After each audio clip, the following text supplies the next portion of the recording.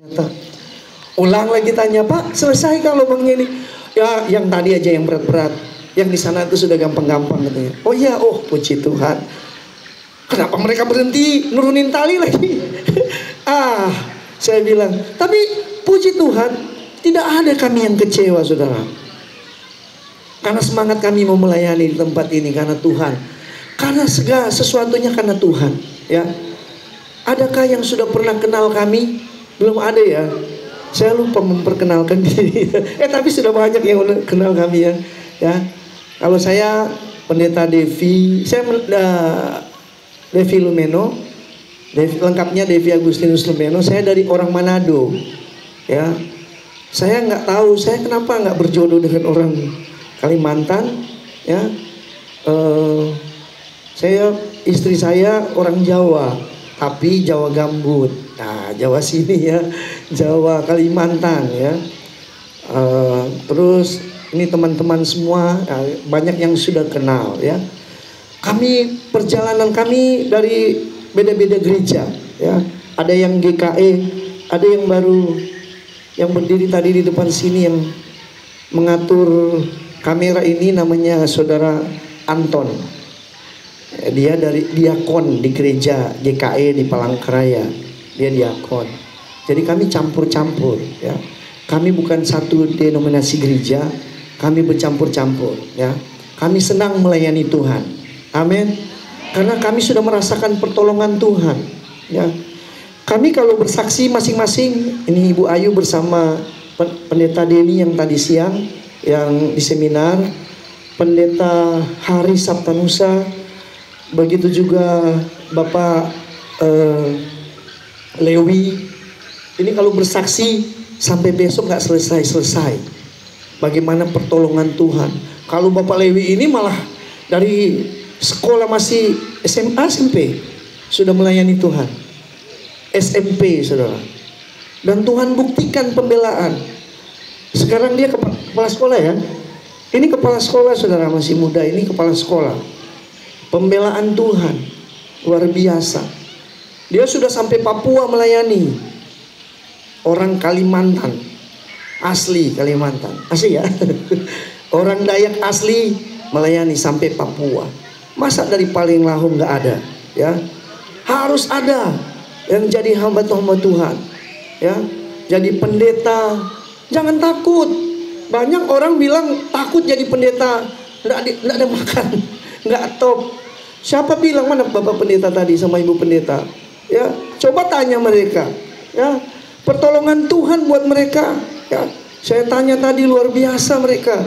Ya, memang Tuhan taruh mereka muda-muda di sini karena ternyata tiga gereja yang dilayani, setiap satu istri Ibu Pendetanya 3 gereja, Bapak Pendetanya 3 gereja, 3 kampung ya. Luar biasa saudara. Itu pembelaan Tuhan. Saudara yang dikasih oleh Tuhan. Ketika Tuhan berkata, Yesus berkata, karena begitu besar kasih Allah akan dunia ini, sehingga ia telah mengaruniakan anaknya yang tunggal, supaya setiap orang yang percaya. Nah ini dia.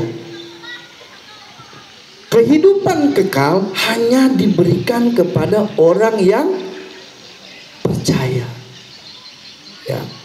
Percaya itu bukan otomatis orang Kristen.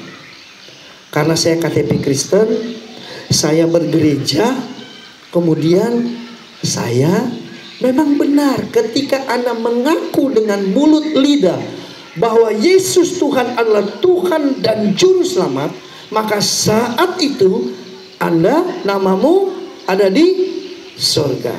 Tapi ada banyak hal yang akan membuat namamu tidak ada di sana. Sayang kan ikut Tuhan hari-hari Minggu, setiap hari Minggu ke gereja, sampai di sana Tuhan ketika siapa namamu? Aduh salah nanti saya. Oh nama saya apa namanya? Alex. Ada Alex di sini? Nggak ada kayaknya. Tepat saya kayaknya. Ya. Pas ditanya, namamu siapa? Alex. Maaf, Alex kamu nggak ada nama di sini. Aduh saudara. Karena di dalam kitab Wahyu, di hari terakhir ketika kita ada di hadapan Tuhan, akan dibuka kitab kehidupan. Akan diperiksa kitab kehidupan kita. Adakah namamu di sana? Belum pernah baca ya? Baca. Pulang di rumah, baca kitab Wahyu. Nggak usah takut. Karena memang kalau membaca kitab Wahyu ini kayak serem-serem gitu. Ya, tiba-tiba namaku nggak ada. Tiba-tiba, waduh Tuhan. Ya, baca kitab Wahyu. Ya, maka kita akan mulai menata kehidupan kita. Di sini kehendak Tuhan tuh banyak. Ketika kita melakukan kehendak Tuhan, maka kita selamat. Matius 7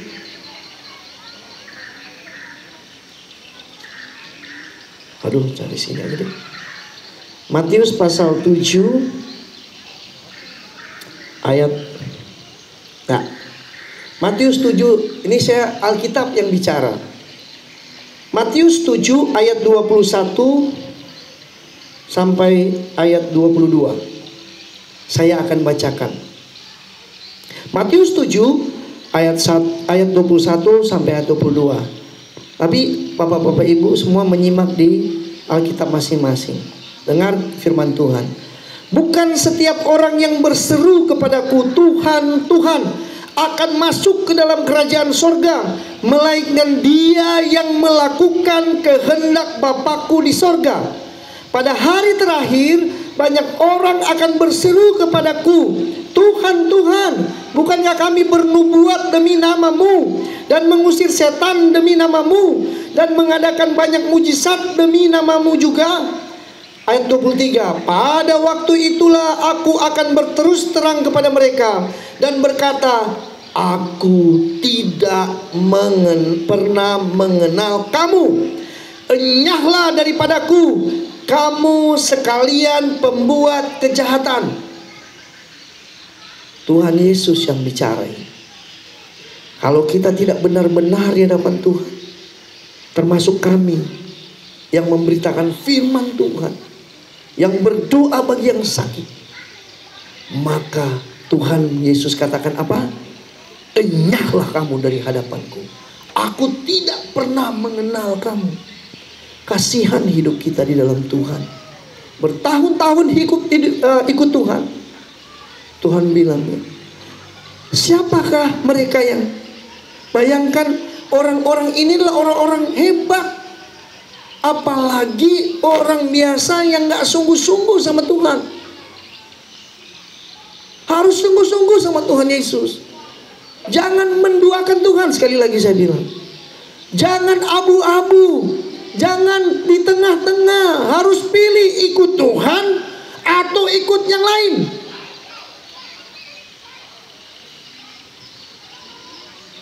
Ada di tangan Bapak Ibu.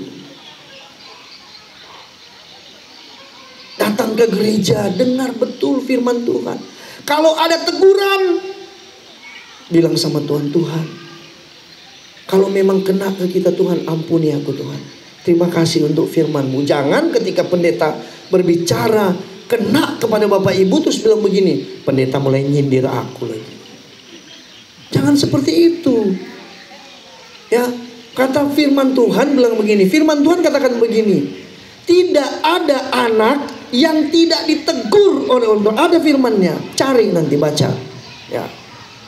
Karena Tuhan sayang, maka dia pakai mulut pendeta untuk menegur kita, mengingatkan kita untuk hidup benar, untuk hidup setia.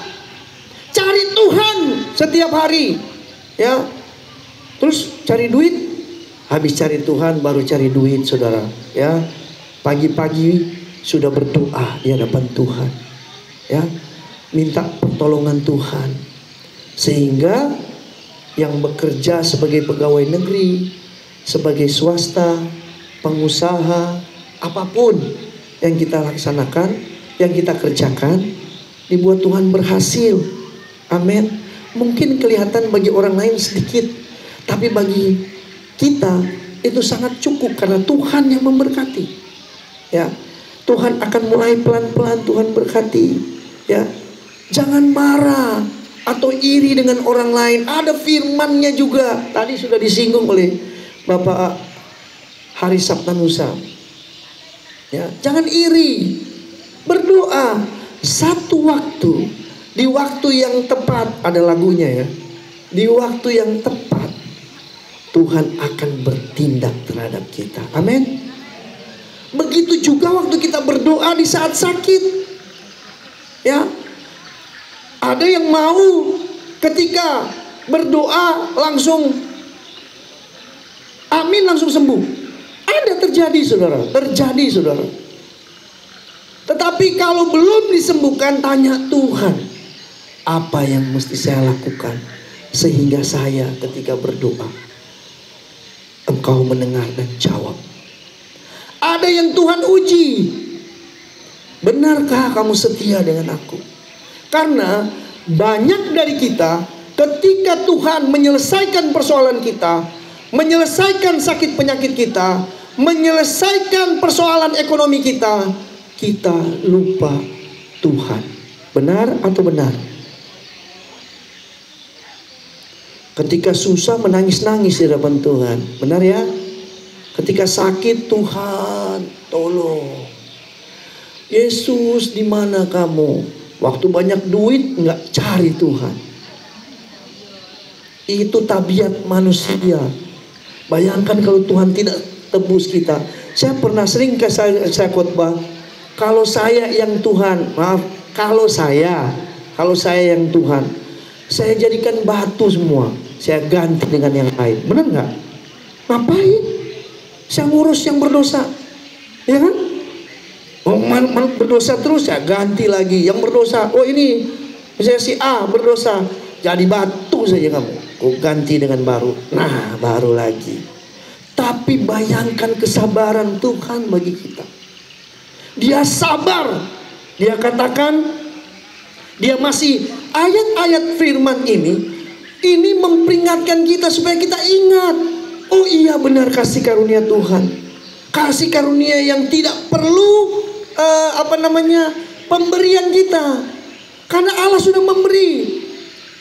Bapak Ibu bisa nggak membayar napas hidup ini? Kalau sakit oksigen berapa?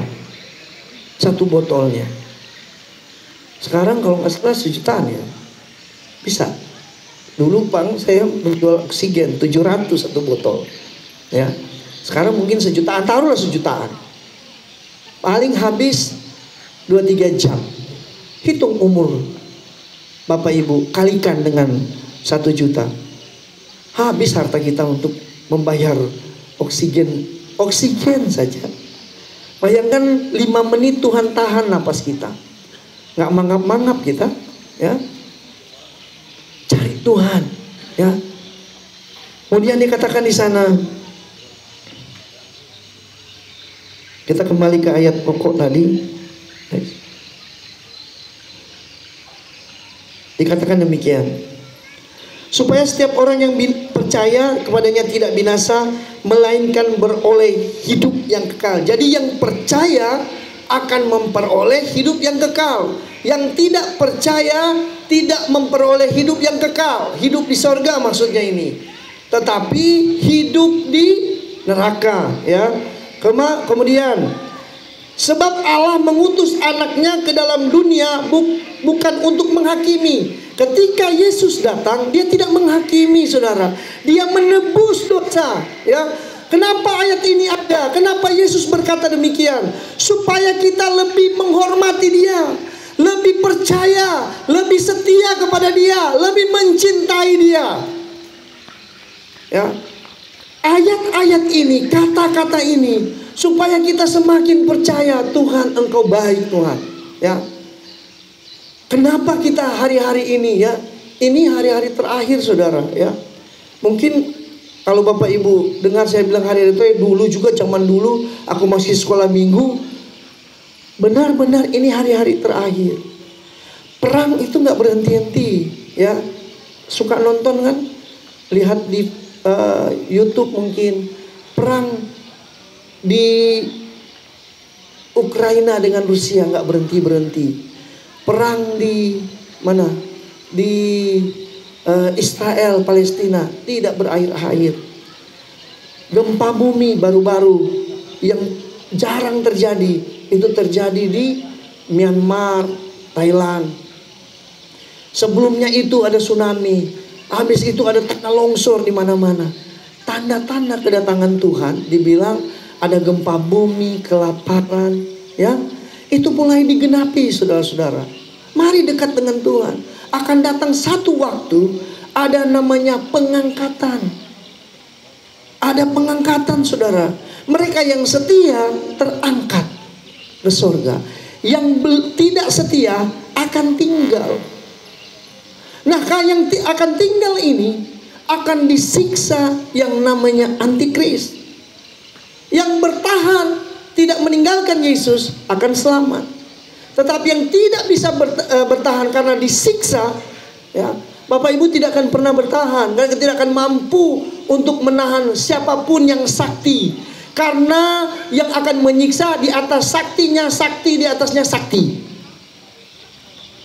Ya, penghulu malaikat iblis yang akan turun menyiksa, tidak ada yang bisa melawan. Dia akan tanya, tinggalkan Yesus atau enggak? Takutlah dengan itu, dekat dengan Tuhan Yesus. Ya.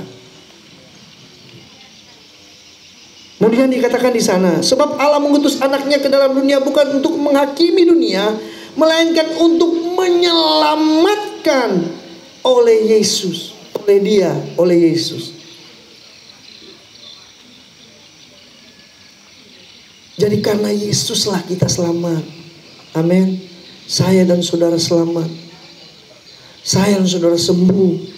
Malam hari ini, kalau kita punya hubungan yang indah dengan Tuhan, mulai dari datang sudah persiapkan hati.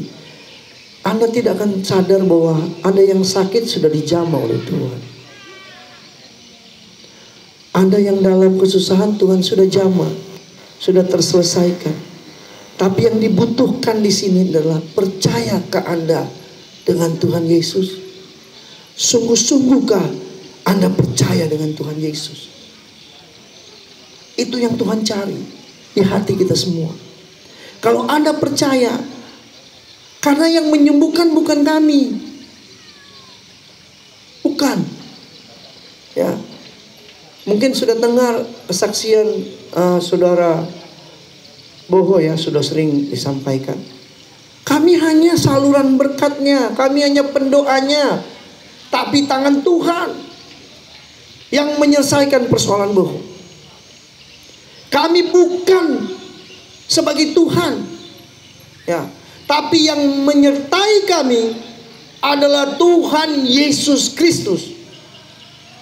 Yang menyertai kami, yang membela kami adalah Tuhan Yesus Kristus. Raja di atas segala raja, Tuhan di atas segala Tuhan, yang mengendalikan dunia ini.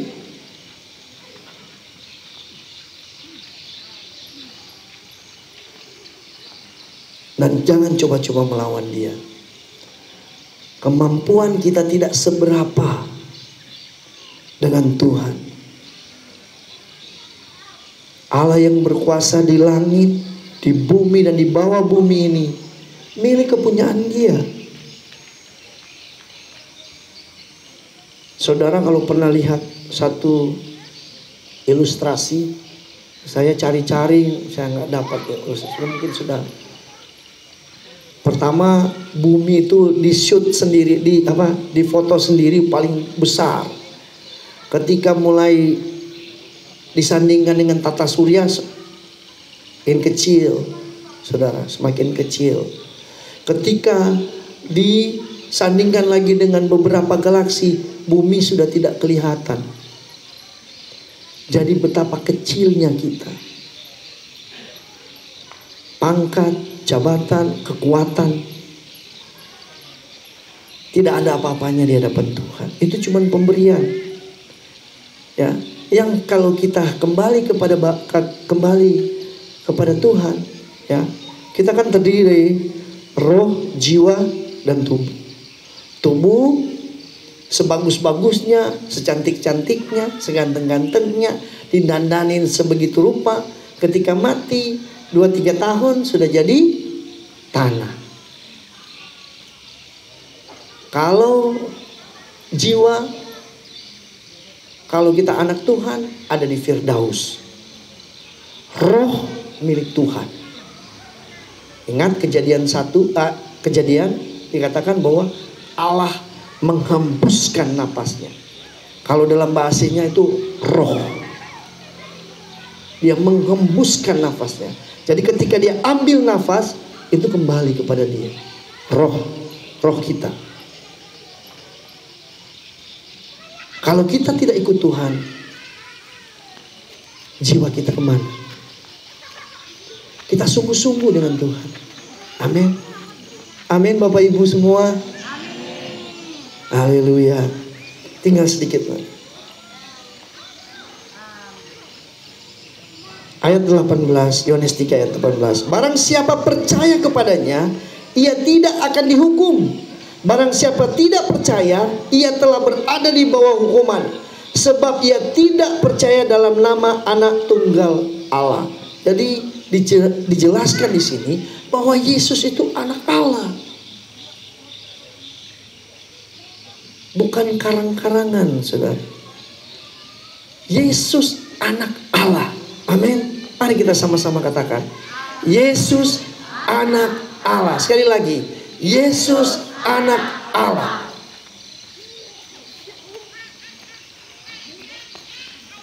Kalau dia anak Allah, Yesus berkata dalam kitab Yohanes dikatakan, mintalah apa saja. Harusnya ketika kita minta dapat ya. Apa saja Tuhan Yesus bilang. Tetapi ada tetapinya sebenarnya ya. Kalau kita hidup benar di dalam Tuhan, kalau kita tetap percaya dan sungguh-sungguh meyakini apa yang kita minta di dalam Tuhan Yesus, maka setiap apa yang kita minta tentang kehendak Tuhan, maka kita akan dijawab oleh Tuhan. Bukan keinginan ya. Kalau keinginan saya ini inginnya punya helikopter, pesawat. Tapi Tuhan kan bilang begini, kalau kamu punya pesawat, punya helikopter, parkirnya di mana? Kan gitu. Kalau saya punya kapal pesiar, kalau di sungai ini, sungai sana dulu sebelah sana. Sungai sebelah sana nggak cukup, kapal pesiar itu besar sekali, ya, kandas dia nanti, ya. Mintalah sesuatu yang perlu, kesehatan, kekuatan, itu paling utama. Sebab kalau kita sehat, kalau kita kuat, maka kita dapat berusaha, benar ya, dapat bekerja, ya. Baru minta Tuhan berkati usaha kami Tuhan. Baru minta Tuhan berkati pekerjaan. Kecil di mata Tuhan untuk memberikan apa yang kita perlukan. Sebab firman Tuhan katakan sebelum kamu meminta, Dia sudah tahu. Ya, puji Tuhan. Sedikit lagi. Bagaimana hubungan kita dengan Tuhan? Ya. Dalam Lukas pasal 18, saya akan bacakan dari dari ayat yang pertama sampai ayat yang ke-8, dikatakan begini. Ini perumpamaan yang Tuhan Yesus, ini tentang hubungan kita dengan Tuhan. Yesus mengatakan suatu perumpamaan.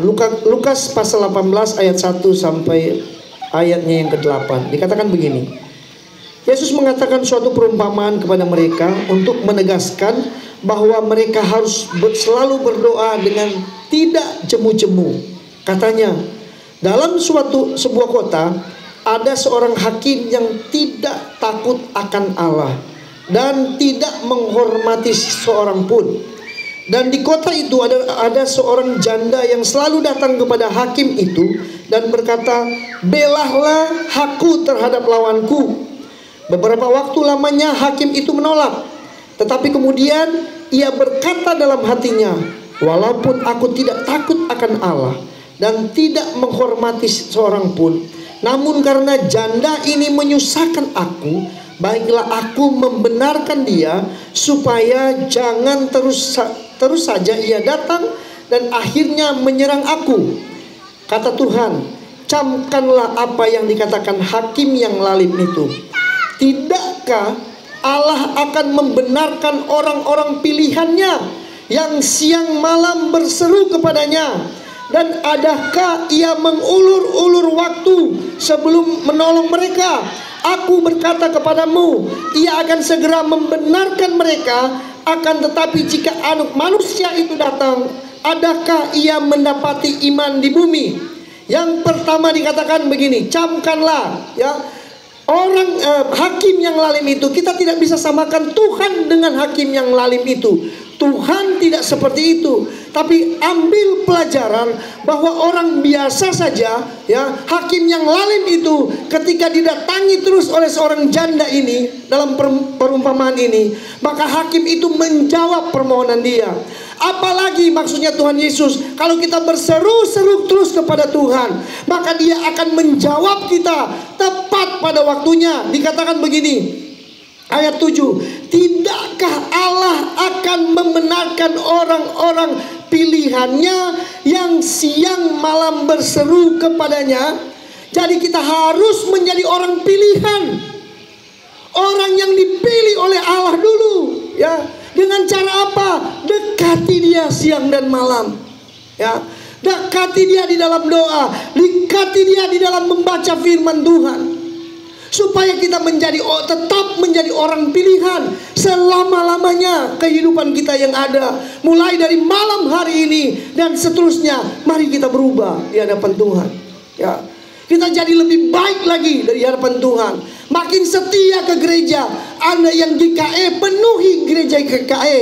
Anda yang gereja Katolik mungkin yang ada saat ini, penuhi gereja Katolik yang ada, ya. Datang sungguh-sungguh cari Tuhan. Jangan cuma cari berkat, saudara. Berkat Tuhan sudah siapkan. Cara ambilnya adalah setia kepada Tuhan. Maka dia akan menolong, ya. Engkau yang sakit, gampang Tuhan sembuhkan. Semudah membalik tangan di hadapan Tuhan. Tapi caranya adalah datang kepada dia. Hormati dia, saudara. Siapa saya dan saudara? Cuman tanah, debu tanah, saudara. Ingat, kita harus sadar diri. Kita cuman debu tanah. Jika dia bilang mati, mati. Kita bisa melawan? Tidak bisa. Cuman karena kasih karunia kita masih ada saat ini. Cuman karena kasih karunia kami yang dari Palangkaraya bisa ada di Paringlahum. Cuman karena kasih karunia kami bisa melewati jalan itu yang kami gak pernah lewati, saudara, ya. Kalau bukan kasih karunia, kami sudah berhenti di perusahaan mungkin, ya. Dekati Tuhan, supaya apa dikatakan sana, dia tidak akan pernah mengulur-ulur waktu untuk menolong. Kenapa orang lain diberkati? Pasti ada begitu di pertanyaan kita. Bahkan orang yang tidak cinta Tuhan, kenapa mereka semakin lebih kaya? Kita yang ikut Tuhan. Ingat, saudara, firman Tuhan tadi bilang, Tuhan mendengar, Tuhan akan menjawab, Tuhan akan menolong, Tuhan akan memberi. Tetapi adalah jangan jemu-jemu untuk dekat dengan Tuhan. Jangan tinggalkan dia. Cuma datang waktu susah, cuma datang waktu sakit, cuma datang waktu Paskah ke gereja, cuma datang waktu Natal ke gereja. Waktu ditanya model gereja model gimana, tidak tahu. Karena cuma 2-3 kali ke gereja. Jangan, saudara, datang ke gereja setiap hari, setiap minggu. Pertemuan-pertemuan ibadat ada di dalam firman, dalam Ibrani dikatakan, jangan jauhi pertemuan-pertemuan ibadat. Maksudnya apa? Supaya menjaga hati kita supaya nggak menjauh dari Tuhan. Karena kalau sudah jauh dari Tuhan, selesai hidup kita. Kita bukan dihukum oleh Tuhan, tidak, saudara, belum. Yang menghukum kita adalah kelakuan kita. Yang menghukum kita, yang membuat kita menderita, bukan kita, bukan Tuhan, tetapi cara hidup kita, ya, kelakuan kita, kesetiaan kita, sehingga kuasa kegelapan dengan mudah menyerang kita. Terakhir saya mau kasih contoh. Anggap ini perlindungan Tuhan buat kita. Ini saya sering juga bawakan. Anggap ini perlindungan Tuhan. Tuhan melindungi kita. Kita ada di bawah ini. Kita dilindungi oleh Tuhan setiap hari, setiap saat. Ya. Ketika kita setia dengan Tuhan, ketika kita dekat dengan Tuhan, maka perlindungan Tuhan ada di atas kehidupan kita. Dia lindungi kita setiap hari. Ketika kita tidak setia, ketika kita melakukan pelanggaran, bukan Tuhan yang tinggalkan kita. Bukan. Tapi kita yang keluar dari perlindungan Tuhan. Maka dalam 1 Petrus, dalam kitab Petrus, surat Petrus dikatakan, iblis berkeliling mencari yang dapat dimangsanya. Kalau kita tetap setia, maka kita dalam pagar Tuhan. Tidak ada satupun kuasa kegelapan dalam bentuk apapun yang dapat menyerang kita atau mengambil segala berkat-berkat kita. Tetapi ketika kita keluar, tidak ada penjagaan sama sekali. Tidak ada perlindungan. Karena kita yang keluar, bukan Tuhan yang meninggalkan kita. Ingat baik-baik. Ketika kita setia kepada Tuhan, maka kita ada di dalam perlindungan Tuhan. Tetapi ketika kita jauh dari Tuhan, tidak setia kepada Tuhan, maka kita yang keluar dari Tuhan. Karena Dia kudus, Dia harus menguduskan kita. Kita harus tetap tinggal di dalam Dia. Maka kita terlindungi, ya. Kita terlindungi dari serangan apapun, dari apapun yang jahat. Tuhan melindungi kita. Amin. Amin, saudara. Mau setia kepada Tuhan Yesus? Mau setia kepada Tuhan Yesus? Amin. Puji Tuhan. Ini saya undang untuk bangkit berdiri.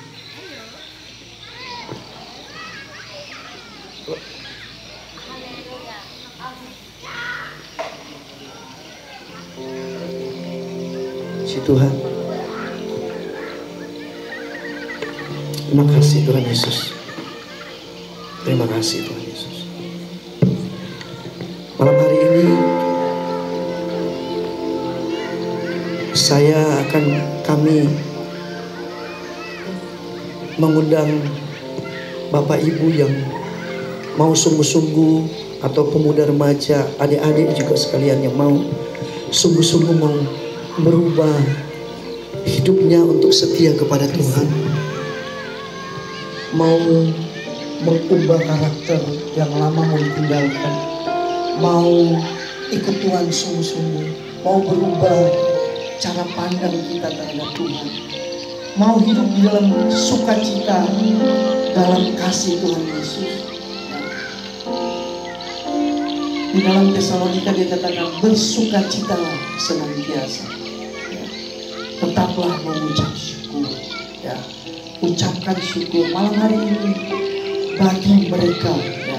Bagi mereka yang mau merubah hidupnya dengan Tuhan, mau lebih dekat lagi dengan Tuhan. Kami hamba Tuhan akan mendoakan, mungkin akan maju ke depan, ya. Mereka juga yang sakit, ya. Kalau ada yang sakit, nanti akan kami doakan juga, ya. Boleh maju ke depan nanti, ya. Yang sakit mungkin yang di sebelah kanan saya, mereka yang ingin didoakan dalam segala pergumulan. Ingat, kami bukan Tuhan, ya. Dari tempat Bapak Ibu berdiri, mulai panggil Tuhan Yesus, ya. Panggil Tuhan Yesus. Bapak Ibu yang ada di, kalau yang tidak bisa berdiri nanti dikasihkan kursi yang sakit, ya. Yang sakit sebelah kanan saya yang sakit, yang mau didoakan, sungguh-sungguh mau didoakan untuk berubah di hadapan Tuhan. Ya. Sebelah kiri saya, kasih jarak ini. Sebelah, yang sakit kayak ini, yang sakit sebelah kanan, supaya tepat berdoanya. Jadi kalau campur kami nanti bingung untuk berdoa yang mana. Ya. Dalam nama Tuhan Yesus Kristus. Dalam nama Tuhan Yesus Kristus. Dalam nama Yesus. Dikasih tempat duduk bagi yang sakit. Dalam nama Tuhan Yesus. Hamba-hamba Tuhan, mari berkumpul di ini. Tabasyah kata Saudara, kami akan berdoa. Kami akan berdoa pakai minyak, saudara. Bukan minyak ini yang sakti, ya. Bukan minyaknya yang sakti, tapi Yesusnya yang mengurapi minyak. Amin. Itu yang membuat minyak ini jadi berguna. Ya, kasih